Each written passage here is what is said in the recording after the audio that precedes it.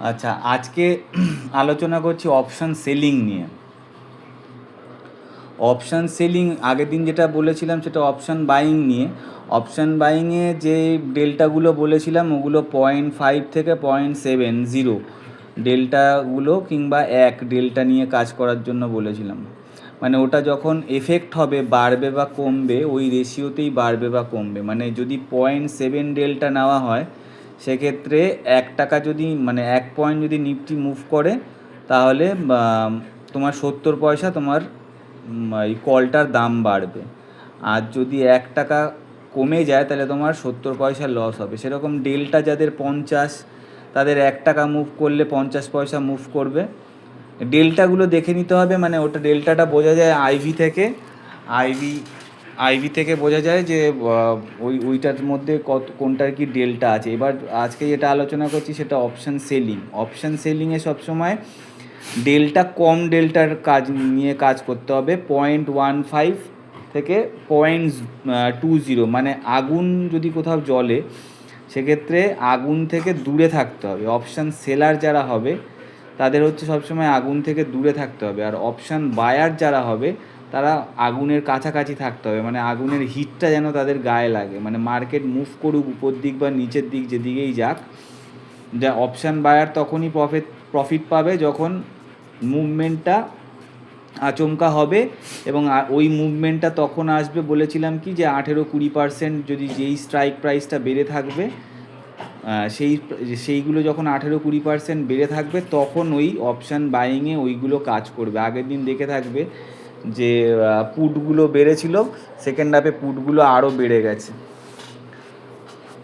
তা আজকে যেটা আলোচনা করছি সেটা হচ্ছে অপশান সেলিং। অপশান সেলিংয়ের কনসেপ্টটা পুরোটাই উল্টো। মানে এখানে যেরকম পুট বাই করা মানে মার্কেট নিচে আসা, সেরকম অপশান সেলিংয়ের ক্ষেত্রে কল সেল করলে মানে হচ্ছে মার্কেট নিচে আসা। এবার যেটা এনএসসিতে যেতে হবে প্রথমে এটা বোঝার জন্য যে কোথায় কোথায় বায়ার রয়েছে বা কোথায় কোথায় সেলার রয়েছে। অপশান সেলিংটা পুরোটাই মানে সেলারদের পার্সপেক্টিভে। যেই পজিশানটা বিল্ড হয় ওই অনুযায়ী তোমাকে পজিশান বানাতে হবে। এবার রিস্ক কে কতটা নেবে সেটা তার সাথে অবশ্যই হেজ দিতে হবে। হেজের পজিশানটা কে কতটা নেবে সেটা তার রিস্ক টেকিং ক্যাপাসিটির অনুযায়ী হবে।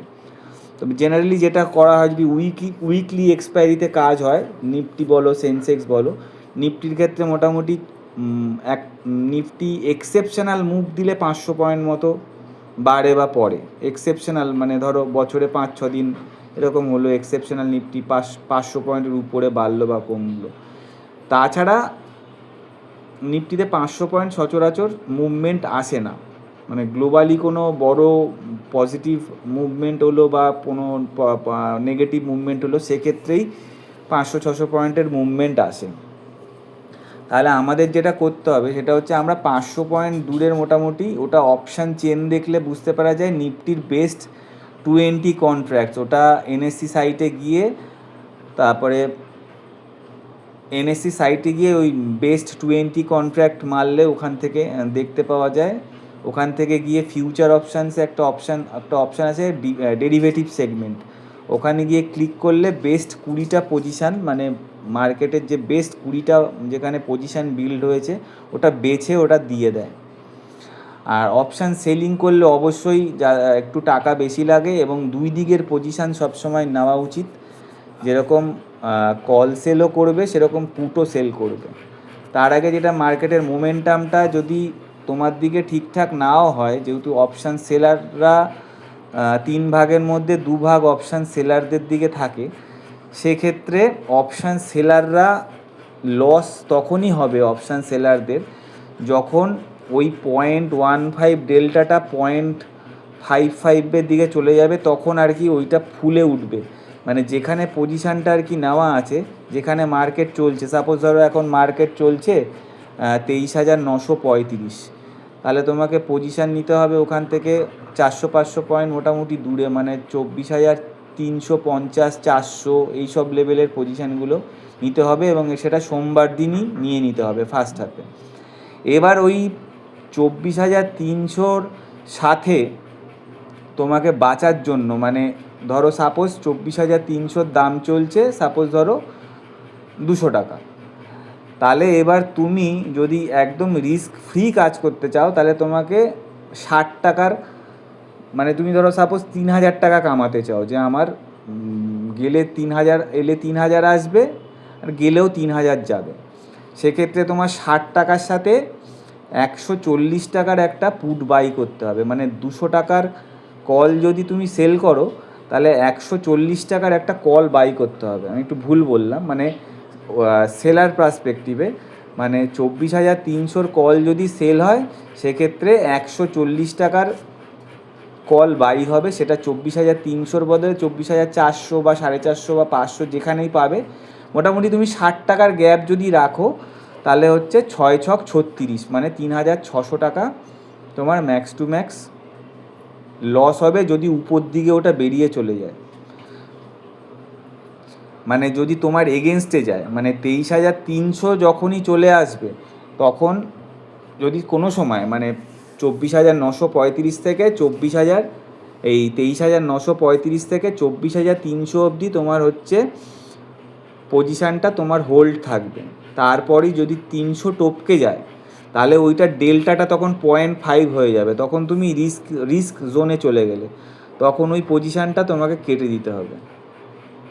আর যতক্ষণ ওই 24,300 না টপকাচ্ছে ততক্ষণ তুমি ওই পজিশানে ধরে থাকবে। না হলে ওটা 200 টাকার, ওই যদি 300 টাকা টপকায় তারপরে ওটা 1 টাকা করে প্রত্যেক 1 টাকা, মানে 1 টাকা মুভমেন্টে ওইটাও 1 টাকা করে, প্রথমে 50 পয়সা বাড়বে, তারপরে 60 পয়সা বাড়বে, তারপরে 70 পয়সা বাড়বে, এরম করে যখন ওটা ইন দ্য মানিতে ঢুকে যাবে। আমরা সবসময় অপশান সেলিং যখন করব আমরা আউট অফ মানিতে থাকবো। যখনই ওটা অ্যাট দ্য মানি হয়ে যাবে তখন ওটা ডেল্টা 0.5 হয়ে যাবে, মানে 24,300 যদি চলে আসে তাহলে ওটা অ্যাট দ্য মানি হয়ে যাবে, তখন ওটা প্রিমিয়াম 50 পয়সা, মানে তোমার 1 টাকা মুভমেন্টে, নিফটির 1 পয়েন্টের মুভমেন্টে ওরা 0.5 মুভমেন্ট করবে। ঠিক আছে? তা সেই সময় আমার অপশান সেলারদের মানে উদ্দেশ্যে ওটাই বলার যে ওই পজিশানটা তখন কেটে দিতে হবে, কেটে দিয়ে ওখান থেকে আবার তুমি 200-300 পয়েন্ট দূরে, তখন কারণ দূরের প্রিমিয়ামগুলো তখন আবার ফুলে উঠবে। যেটা তোমার যেই প্রিমিয়ামটা তুমি এখানে নিয়েছিলে সেই প্রিমিয়ামটা তুমি আবার 150-200 পয়েন্ট দূরে গিয়ে পাবে, তখন তুমি চেষ্টা করবে ওটা দূরে চলে যেতে। এইভাবে তুমি সেভ করতে পারো। আর একটা হয় ফায়ার ফাইটিংয়ের ক্ষেত্রে হচ্ছে কি, যে তোমার ওইটাকে তুমি লক করে দিতে পারো। মানে ধরো যে 160 আমি 200 টাকার একটা প্রিমিয়াম নিয়েছি, তার এগেনস্টে আমি 140 টাকার আর একটা প্রিমিয়াম নিয়েছিলাম। এইবার আমি কি করতে পারবো, যে আমি আর প্রফিটও চাই না, লসও চাই না, আমার ওটা যেন নিউট্রাল হয়ে যায়। সেক্ষেত্রে ডেল্টা নিউট্রাল স্ট্র্যাটেজি ফলো করতে হবে। সেটা হচ্ছে তোমাকে তখন ওই 140 টাকার যে মাল আছে ওর সাথে তোমাকে 60 টাকা দামের আর একটা পুট কল তোমাকে বাই করে নিতে হবে। তাহলে ওই দিকটা তোমার নিউট্রাল হয়ে গেল, মানে উপর দিকে যতই বাড়ুক ওই দিকে তুমি আর লস খাবে না, লাভ হবে না, লসও হবে না। যদি আবার নিচের দিকে চলে আসে সেক্ষেত্রে যদি মানে 24,300 ছুঁয়ে আবার নিচের দিকে চলে এসে সেক্ষেত্রে তুমি যদি মনে করো তখন আবার ওই 60 টাকার মালটা কেটে দিবে। 60 টাকার মালটা কেটে দিলে তোমার ওই 60 টাকার মালটা যদি 20 টাকা কমে যায় বা 30 টাকা কমে যায় ওইটুকুই তোমার লস হবে। কারণ তখন আবার ওই হেজ পজিশানটা তোমাকে মানে বিল্ড করতে হবে। এটা হচ্ছে ফায়ার ফাইটিং। এটা পার্সোনালি কেউ যদি মনে করে ইন্টারেস্ট থাকে তাহলে পার্সোনালি তাকে আরও বোঝানো যাবে। এটা আমি বোঝানোর জন্য। তখন ওই উপর দিকের যে পজিশানটা ওটাকে তোমাকে নিউট্রাল করে দিতে হবে, আর তোমাকে তখন পুট সেলিংয়ে বসে যেতে হবে 300 পয়েন্ট, 200 পয়েন্ট, 300 পয়েন্ট দূরের। কারণ তুমি যেই পজিশানটা যখন ওটা 2300 টপ কাটছে তখন ওই দিকে তুমি আর প্রফিট পাবে না, ওই দিকটা তুমি লক করে দিচ্ছ, আর এই দিকে তোমার ফায়ার ফাইটিং ওইখানটা তুমি চালু করে দিয়েছো। আর তোমাকে তখন তুমি প্রথমে যেটা পজিশান আমি সবসময় নিতে বলবো সেটা হচ্ছে 500 পয়েন্ট উপর বা উপরেরটা আর নিচেরটা দুটোই যদি একসাথে পজিশান নাও তাহলে তুমি একটা পজিশান সাথে সাথে ওই যেই পজিশানটা 24,900-তে থাকা অবস্থায় তুমি 23,935-এ থাকা অবস্থায় আমরা নেব হচ্ছে 23,600, 700 এইরকম, মানে 300 পয়েন্ট 400 পয়েন্ট দূরে, সেগুলো অলরেডি প্রফিট দিয়ে দেবে। তখন আমরা ওটাকে এগিয়ে দিয়ে 23,000-এর কাছে চলে যাব, কারণ 23,400 উপর দিকে ছুঁয়ে গেছে। ওইটাকে আমরা আর একটা কল বাই করে ওটাকে লক করে দিয়েছি। উপর দিকে যতই বাড়ুক আমার ওই দিকে কল সেলে কোনো লস নেই, আমার তখন পুট সেল থেকে প্রফিট হবে, আর ওই দিকের মালটা আমাকে লক করে দিতে হবে। এবার আমার সাথে সাথে ভিক্সটাকে ফলো রাখতে হবে, যেটা ভোলাটিলিটি ইন্ডেক্স। ভোলাটিলিটি ইন্ডেক্সে আমি কি বলেছিলাম, যখন 0.6 0.5 এইসবের কাছাকাছি চলে আসবে তখন আমরা বাইয়ের দিকে পজিশানটা বানাবো। আর যখন 1.44 1.55 1.50 এইরকম জায়গায় ভিক্সটা চলে যাবে, মানে হ্যাঁ মানে ওটাকে বলা হচ্ছে পিসিআর ভ্যালু যখন 1.55 1.40 1.50 1.30 এরকম কাছাকাছি চলে যাবে, তখন মার্কেটে সেল হবার চান্স আছে। এবার সকালবেলা আমাকে দেখে নিতে হবে যে সাপোর্ট জোনটা কোথায় কোথায় আছে আর রেজিস্ট্যান্স জোনটা কোথায় কোথায় আছে। মূলত তিনটে সাপোর্ট জোন ধরা হয়, উপর দিকে তিনটে রেজিস্ট্যান্স জোন ধরা হয়। তার মধ্যে আমি লক্ষ্য করে দেখেছি সাপোর্ট জোন মোটামুটি আগের দিন 23,875 আর 23,800 কাছে সাপোর্ট ছিল। মার্কেট ওই 23,814 থেকে ঘুরেছে, ঠিক আছে। আবার উপর দিকে এখন ইমিডিয়েট রেজিস্ট্যান্স আছে তোমার 24,250 24,350। তাহলে আমাদের সবসময় সেকেন্ড রেজিস্ট্যান্সের উপরে কল সেল করতে হবে, যাতে আমরা আর দুদিন বাকি আছে, মানে কালকে সোমবার আর পরশু দিন মঙ্গলবার, মিলিয়ে দেখে নেবে। আমি এটা সরাসরি করতে কাউকে বলছি না, এক্সপিরিয়েন্স না হলে না করাই ভালো। তোমার মানে পেপার ট্রেডিং করে দেখতে পারো যে আমি যেটা বলছি সেটার কি রেজাল্ট হচ্ছে না হচ্ছে, পরে আমার সাথে আলোচনা করে দেখতে পারো। এটা হচ্ছে অপশান সেলিং এবং ফায়ার ফাইটিং, দুটো একসাথে বোঝালাম। সেরকম উল্টো যদি তোমার এগেনস্টে চলে, নিচের দিকেরটা আগে চলে আসে, মানে পুটের দিকে মার্কেট হু করে পড়ছে, খবর খারাপ এসে তখন কল সেলটা তোমাকে প্রফিট দেবে। তখন তোমাকে পুটটাকে অ্যাডজাস্ট করে ওটাকে নিউট্রাল করে দিতে হবে, মানে দুদিকের যে কোনো একদিকে তুমি প্রফিট পাবে।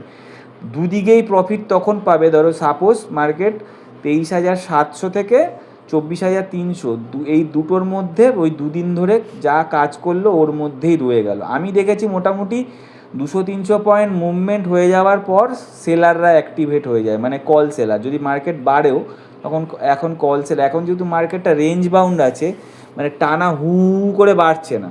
আর যখন মার্কেট টানা হু করে বাড়বে তখন তোমাকে ওই তোমার পজিশানটাকে ফায়ার ফাইটিং করে তোমাকে আটকে রাখতে হবে নিজের পজিশানটা, মানে যেটা তোমার উল্টো দিকে যাবে। হয় তুমি একসাথে দুটো পজিশান নিতে পারো, না হলে তোমার পিসিআর ভ্যালু দেখে নিয়ে, যে সুমন যেরকম বলেছে যে 0.5 দিকে নিচে আছে, আমরা আগে পুটের পজিশানটা বিল্ড করলাম।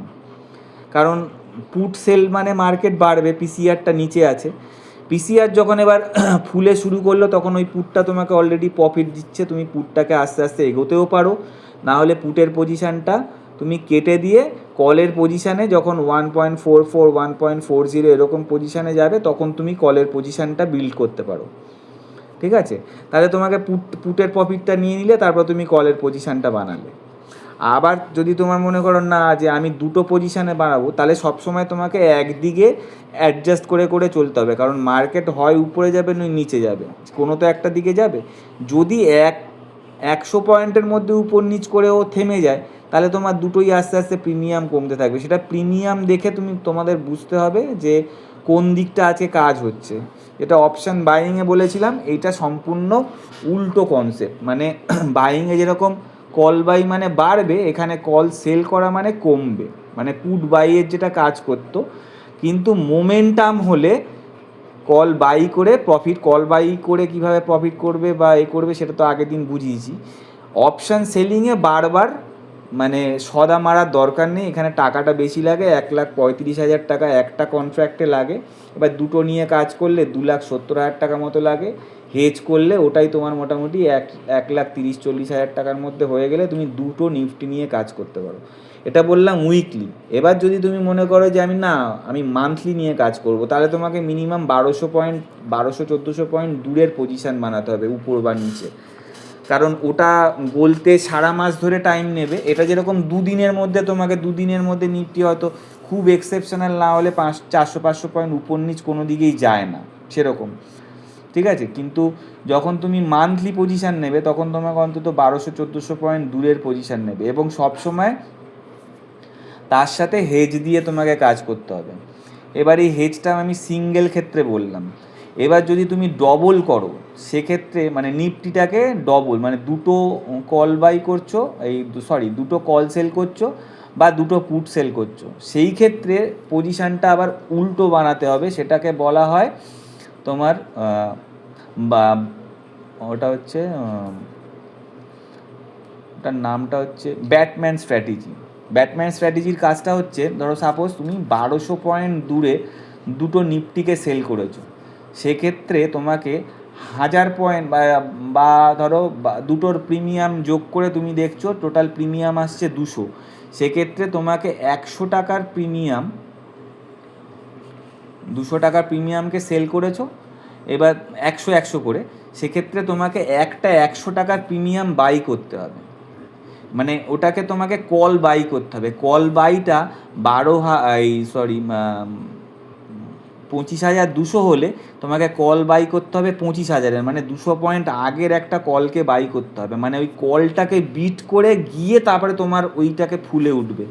যদি ওটা 1000 পয়েন্ট মুভ দিয়ে দেয় সেক্ষেত্রে তুমি পরে স্ট্র্যাটেজি তুমি ফায়ার ফাইটিং করার টাইম পাবে, কারণ ওইটা তোমার 200 টাকার যে প্রিমিয়ামটা আছে ওটা হয়তো তোমার বেড়ে 400 টাকা হলো সাপোজ, যেহেতু ওটা 200 পয়েন্ট দূরে আছে।